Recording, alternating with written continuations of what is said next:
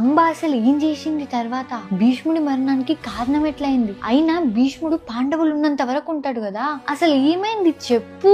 భీష్ముడి మీద రివెంజ్ తీసుకోనికి అంబ చాలా కష్టపడ్డది. స్టోరీ చాలా పెద్ద ఉంటది కానీ మస్త్ ఇంట్రెస్టింగ్ ఉంటది. ఫస్ట్ భీష్ముని గురువు అయిన పరశురాముని దగ్గరికి వెళ్ళింది.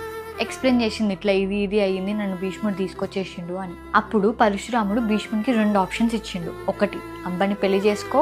2, నీ మృత్యువుని అంగీకరించు. అధర్మం చేయమని సాక్షాత్తు గురువే చెప్పినా నేను చెయ్యను, అవసరమైతే యుద్ధమే చేస్తా అని భీష్ముడు తన గురువు అయిన పరశురామునితో 23 days యుద్ధం చేస్తాడు.